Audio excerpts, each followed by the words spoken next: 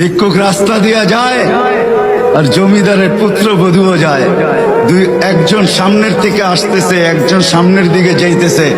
দুইজনের ক্রসিং এর সময় ভিক্ষুকের গায়ের কাদা জমিদারের পুত্রবধূর গায়ে লেগে গেছে।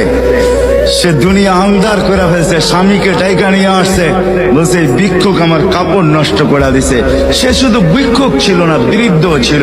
বৃদ্ধ ছিল না শুধু, জীর্ণ ছিল, শীর্ণ ছিল, শরীরে কাপড় ছিল না, ফাটা চিরা কাপড় ছিল, পায়ে জুতা ছিল না, পেটে ভাত ছিল না। জমিদারের পুত্র সইতে পারে নাই, যৌবনী শক্তি সয়তো সয় কি কইরা তার স্ত্রীর গায়ে ভিক্ষুকের কাদা, বস সমগ্র শক্তিকে হাতে জমা করা একত্র করা বৃদ্ধের গালে বসায়। বৃদ্ধ কিচ্ছু বলে নাই, শুধু উপরের দিকে তাকায় দুই তিনটা শব্দ উচ্চারণ করছেন। শব্দগুলা হলো ইয়া মাল্লাহ, তারা হলো ওয়ুন, ও আল্লাহ চোখে দেখা যায় না, ও তারা কুল্লা শাই, তুই সব দেখিস। ফারা তারা মা বি, তুই কি দেখিস না আমার সাথে কি ঘটতেছে, এটা কি দেখিস না? বলতে দেরি যুবক, মরতে দেরি হয় না।